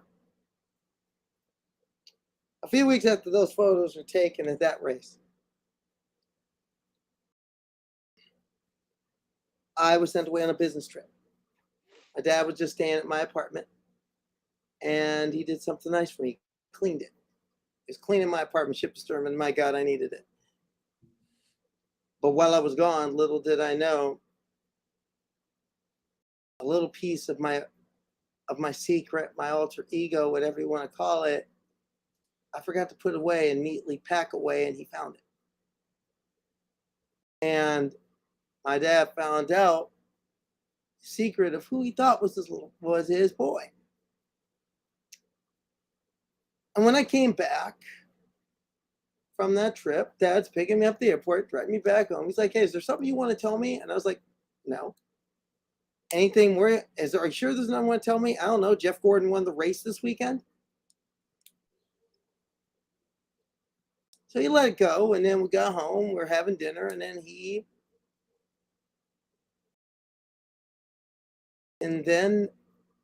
as he was telling me, "So are you sure there's nothing you want to tell me?" I said, "No." And then my dad reached under the table and he pulled out the articles he had found. And at first he freaked out about it. But after a few hours, he calmed down and he talked. And we talked. And that was the beginning in many ways of a whole new relationship. We were able to get we cleared a lot of air. But most importantly, we got to understand each other better, and he got to understand me. And then he hit me right between the eyes with something. He said, I kind of knew about this ever since you were like about 10, 11 years old. I knew. Whatever's going on here, investigate it. No matter what, I may not understand it. I don't have to. But just know I'm always with you and I love you no matter what. And in a way that made me, in a sense, he knew before I did. He didn't get to see my evolution. He passed away before that. But I was asked, Bre, do you think he would have supported me? And yes, he would have.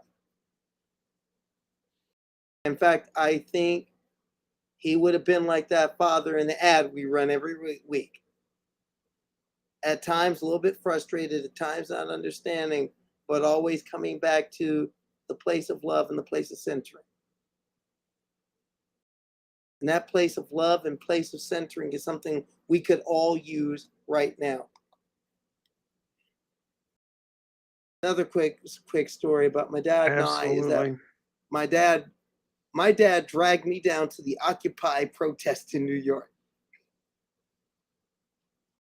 My 60-something dad told me, Dad, hey, that Occupy thing, you got to work tomorrow? No, then we're going down to New York. Come on.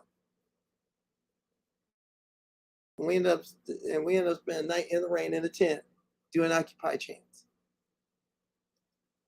But that's where his mind was. Because in some ways, Dad saw these hard times coming. He saw this coming. And he said, you have to have your voice ready for this time. He didn't know everything was coming, but he had an idea. But also, he is letting me know that no matter what, I know you're going to be okay. And I think that if he was here now, he'd be saying the same things. He would be watching the show, or better yet, he'd probably be on it with us, telling us what we need to do and giving the marching orders. He is a coach after all. But the one thing he would say, and the one thing he'd say to all of us, and he started with a phrase that is his trademark. You got to look at it like this right here. He'd say that, and I'm going to channel him a little bit because we have to look at it like this right here. Yes, it's a difficult situation for trans people in this country, but now more than ever, it is important that we use our voices for things that matter.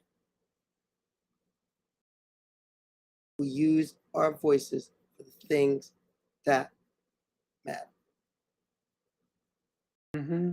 So let's continue to do that, because Pride didn't stop on June 30th. Pride continues. And remember, it was a protest, and we have a lot to protest. For Transposition Sports, I'm Karleigh Chardonnay-Webb, and Ember Belrad's going to send us off with some good stuff, because we need some good news. Ember, you want to wrap us up with your good news piece? All righty. Yeah, we've got a few stories. We can do it live. It'll be fun. Let me see here. Yay. So first, good news, everyone.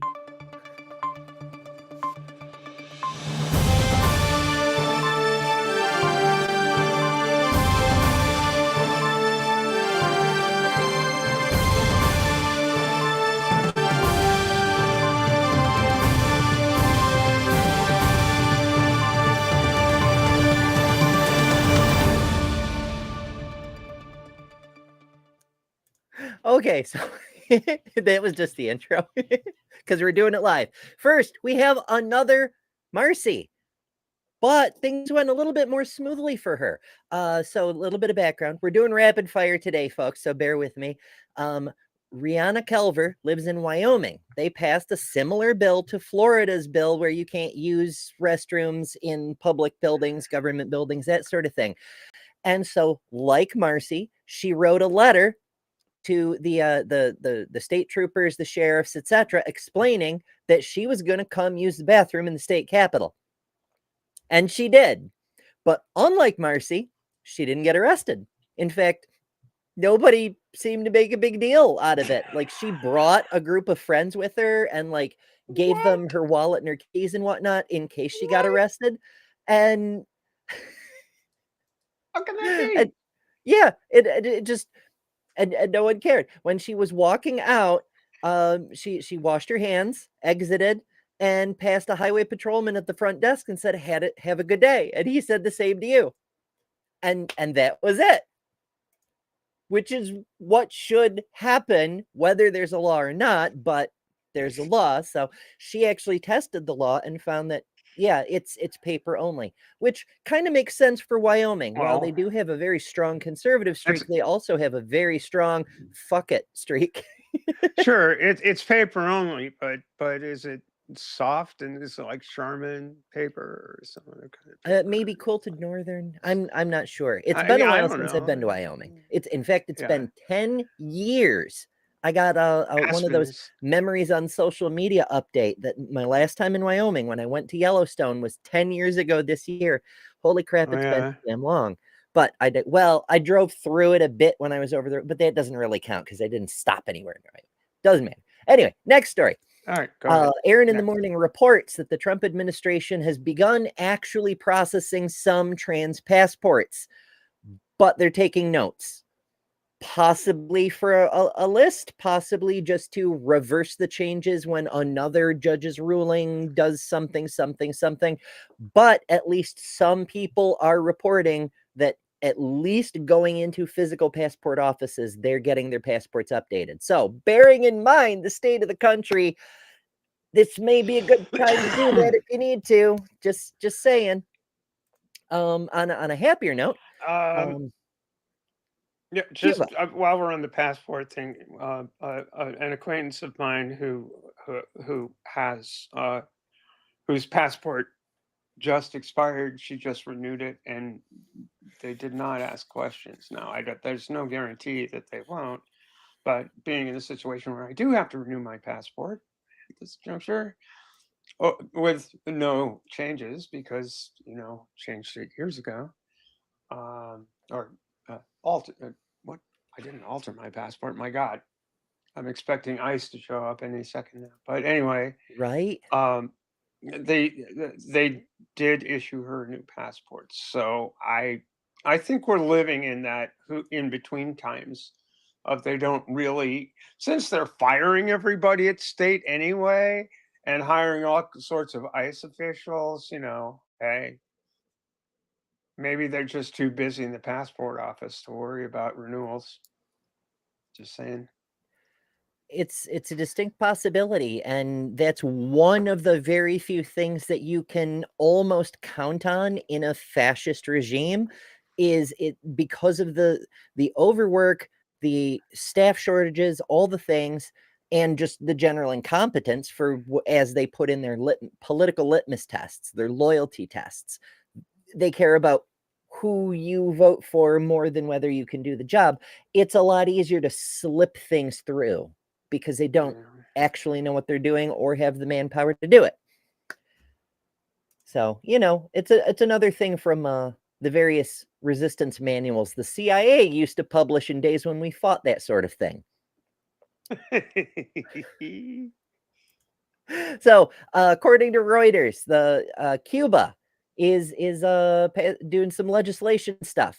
Real quick here, on June 30th, Cuban transgender man Danny Ortiz has for years been stuck with his birth name Daniela, a name he does not want and does not reflect his preferences. But this month, that may finally change. Cuban lawmakers are set to pass a landmark bill overhauling Cuba's civil registry in July that would allow trans people to officially change their name at will, eliminating bureaucratic hurdles that have long made the process difficult, if not impossible, for many. Quote, I have plans to get married and have children, the 25-year-old assigned female at birth, told Reuters in an interview alongside his girlfriend, Nahomis Matos, shortly after she administered him a shot of testosterone. But first, he said, I need to change my name. So that it's, again, rapid fire, but it's really cool to hear other countries are moving forward, even as the U.S. appears to be moving backward. And that's a country that the United States has demonized since 1959. I mean, let's really think about this. That evil country 90 miles out south of Key West, Florida, you know, the country that still has a blockade against it by Los Estados Unidos, you know, Yankee bloqueo. My rights are protected in every centimeter of Cuban soil, and I can't say that about my own country, which is supposed to be a bastion of freedom and democracy. But the evil communist island south of Florida is doing these things at a time when the so-called democratic country and the beacon of democracy is taking them away. Beat that with a stick. And it seems to be a tab with C-flavored countries because Canada is also upping things a little bit. So as you may be aware, Alberta decided to be Ohio and passed a ban for transgender youth healthcare. And on the 28th, a judge said, "Nuh-uh, you can't do that." Now it's a temporary injunction, but the case is still progressing. And TLDR, again, rapid fire, just cliff noting these. Healthcare is back on the menu, which is great because much like in Ohio, there's a strong conservative bent to the culture in that specific province, and the trans kids are already struggling with the general abuse and bullshit that trans kids have to put up with anyway. Having the government on their backs too, not super helpful. And oh, by the way, an addendum to that story in Canada, that story first broke by Global News and their national news show, which was produced by a friend of mine named Madeline Cowdell. Madeline Cowdell worked at several markets here in the United States. She is a native Canadian, and she is a transgender woman producing national news in her home country. 2 days ago was her first national broadcast on Global that she produced, and that was one of the lead stories.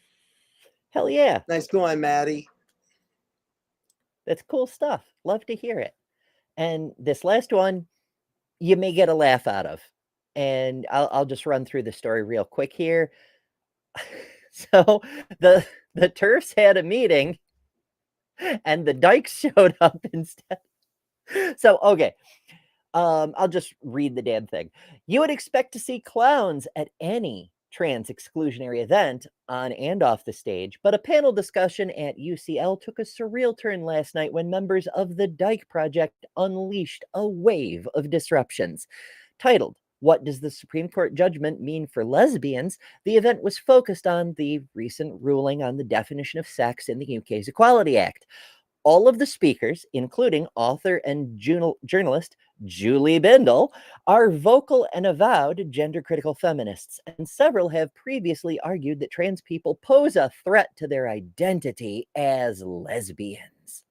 The Dyke Project, which is a group of cis, trans, and non-binary dykes, was formed in opposition to that narrative. Quote, "Trans people are an integral part of our community and always have been," Lindsay Lord, a spokesperson for the group, tells Dazed, adding that lesbians are more supportive of trans rights than any other demographic whenever the issue is pulled. Quote, "The real threat is the people like those on this panel who are using the banners of feminism and lesbianism to promote conservative values that align themselves with the far right, who, it should be noted, oppose both feminism and lesbian rights." The Dyke Project had given Dazed a heads up beforehand, so the author went down to UCL to watch the festivities take place. The event was held in a sweltering lecture room, so stuffy. The people were fanning themselves with phones and with hats, which is another good reason to keep a hat. It was the author. Pretty easy to guess who was a Dyke Project member and who was a regular attendee, simply because they looked much younger and cooler. This was to cause problems later on.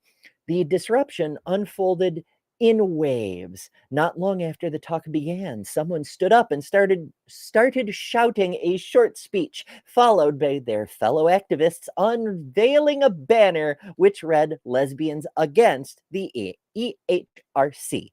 The room erupted into a chorus of groans and jeers. One woman ripped away their banner and, veins bulging in fury, screamed, "Get out! Get out!" as the activists were escorted out. A former member of parliament heckled, "Your boyfriends are waiting for you outside." After 10 minutes, the clowns arrived. Bearing juggling balls, clown noses, and kazoos, they cavorted and pranced around the room, chanting, "You're not feminists, you're all clowns." The reaction was even more hostile this time, and it would be safe to say that most of the attendees didn't find it funny. One of them screamed, "You're a pathetic brunch," at a clown. I'm substituting words for the sake of TOS. As this subsided, the speaker on stage quipped, "Is that what you call a second wave? Hopefully there isn't a third." Unfortunately for her, there was. After waiting long enough to lull the room into a false sense of security, another group of activists stood, clad in sportswear, and started running around, blowing whistles and throwing out red cards. This stunt was intended to highlight the exclusionary effects of the Supreme Court judgment that is already having on trans people in sports, such as the FA's decision to ban trans women from participating in women's football. The atmosphere in the room by now had descended into a fog of paranoia. Who could be trusted? One gender-critical woman suggested that everyone in the audience turn to the person next to them and ask what they were doing there, maybe check their genitals, and if they weren't satisfied with the answer, demand that they leave. Another tried to preemptively chuck someone out because they looked suspicious. "We can always tell, you know." I thought this was because they were young, which would have been funny, but a Dyke Project member later told me it was because they looked like they might be trans, which is less so. A lone voice of reason in the audience cried out, "We're not going to do an age-based witch hunt." The lecture proceeded uninterrupted for another 10 minutes, and the author was forced to listen to a very dry, very legalistic account of why people should be allowed to exclude trans people using the evidence of their eyes alone when the fourth wave of disruptions finally came. The author gave up trying to be subtle and stood up to photograph the last banner, which read, "Trans liberation equals women's liberation," which is true, incidentally. Once again, the room erupted into chaos. One of the attendees began following an activist around and waving a brown coat in front of her in an apparent effort to shield her from view and silence her message. Loads of gender-critical people in the room were snapping away and filming the events as they unfolded, but one woman got up in the author's face and started shouting to stop taking photos, despite the fact the camera wasn't pointing in her direction. And as an organizer later confirmed, there was no policy against photography at the event. A security guard pushed the author outside and wouldn't even let them back in to get their bags, simply because they were doing their job and exercising the democratic right as a member of the press. Spluttering, "I am a journalist," is so goated when getting thrown out of an evil event is the vibe. The article goes on, but that's the main gist of it. I found it hilarious to clown on the actual clowns, especially a panel led by Julie Bindel, and I hope you all enjoyed that performance. Oh, by the way, I put in a link because the Dyke Project on their Instagram page showed video highlights of this, and it's absolutely hilarious. Link is in the chat. Oh, hell yeah. It's absolutely hilarious.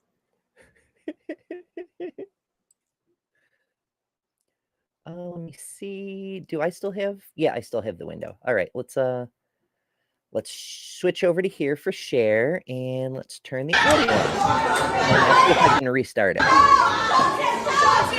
maybe. All right, that's okay. That's okay.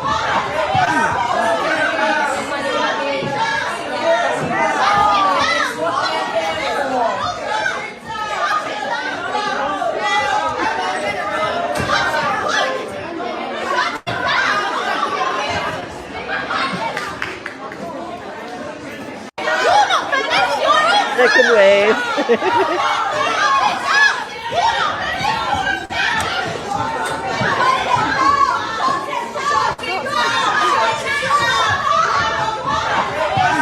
Oh, a tackle.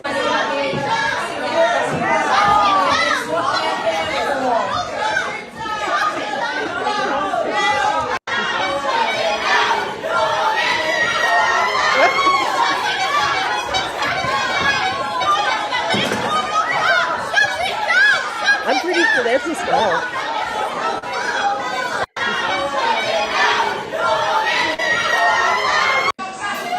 I also enjoy how many men are in the audience. Sit down! Sit down! You're not feminist, you're just class!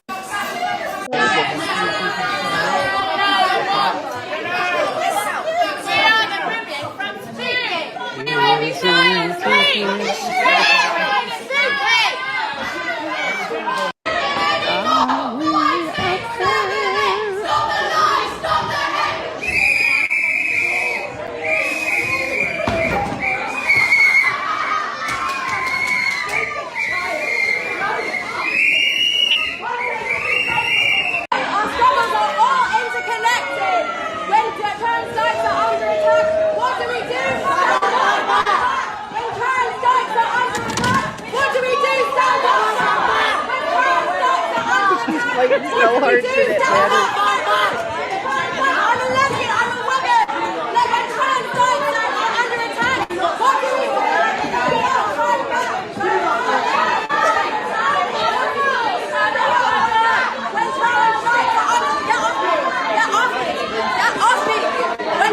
Oh goodness. All right, I enjoyed that. It's remarkable. First of all, that was like the largest gathering of transphobes I've ever seen. There was at least 3 dozen of them, including the men. Oh, wow. Yeah. But half of them were sleeper cell protesters waiting for the other protesters to be cleared out and then wait for their turn. And it's just, I love it. I love it so much. Wave after wave. Send in the clowns, folks. Yeah, that's what we need. One of those fourth wave people sitting there quietly while the first 3 groups get shoved out, and you're just like, that's a freaking.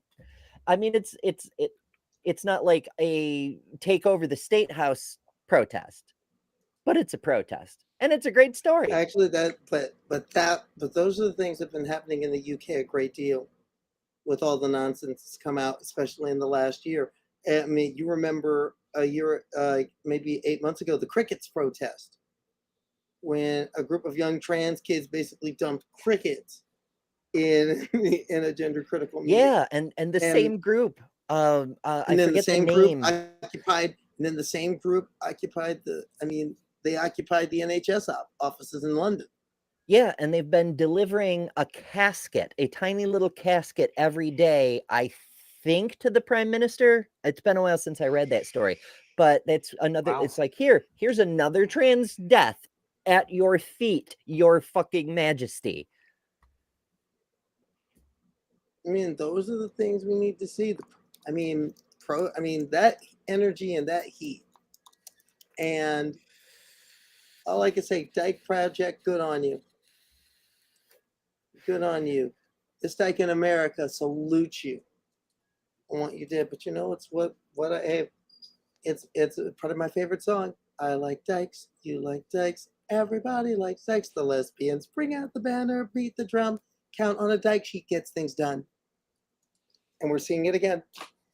Seeing it again. There you go. Hell yeah. All right, ladies. I needed that positive energy today to get us off and see. And as Ember says, if you like what you're seeing, if you like the good news. All right, the outro. You got to give it to us. If you enjoy this kind of content, be sure to subscribe. Support the channel. There you go. TransPositions Weekly is the first and only trans weekly news show in the universe. So support us at patreon.com/TheTransPositions and join the Discord. I don't have a meme pulled up this week. I'm sorry. We're doing it live. We're shooting from the hip here. But yeah, definitely share, like, spread the word all over social media. I'm doing this all in the wrong order. It's fine. It's fine. Look, we have a slow turnout tonight anyway. I think a lot of people are like fireworks shows and stuff. I don't know. In any event, have a happy 4th of July, everybody. Yeah. We appreciate you being here, and those of you catching it later, if you do all the things that Ember and just again, said. a reminder, tomorrow noon Eastern, Karen Cochran, Fighting On. We're going to rerun the interview with her on the Star Sports One on the Star Sports One channel, and I'm coming back off of assignment. We're gonna have some good things coming up. We're gonna have some good things coming up. Be sure to catch Bre on High Sci on Saturday. I got a new show that I'm doing on Friday nights too. So actually, I'm premiering or live tomorrow night too. Woohoo! Really? What's going on? Talking about I got a new series I'm calling Charlatans Web, where I expose different grifters in their. I started last Friday with talking about the guys who did the whole Highgate Vampire thing, and then they had their falling out. But this week I'm talking about Ed and Lorraine Warren of the Conjuring fame, Annabelle, the Nun, all that crap. Those people that stuff's based on. Absolute grifters. There's going to be multiple. They're going to show up multiple times on this series, but tomorrow we're doing the werewolf in London. And I thought, what's better to do on the 4th of July than to visit London? So, absolutely, as one does. Ember, what you got going on? I'm off to Kentucky. I'm giving a speech at the Art Encounter protest. Yeah, that's right. That's right. That's awesome. Wee zoom. So to everybody out there, whatever you're doing this 4th of July weekend, have fun doing it, and enjoy the barbecue, whatever it may be, and we'll see you next week here on the Transpositions. Good night. Toodles. Stay safe.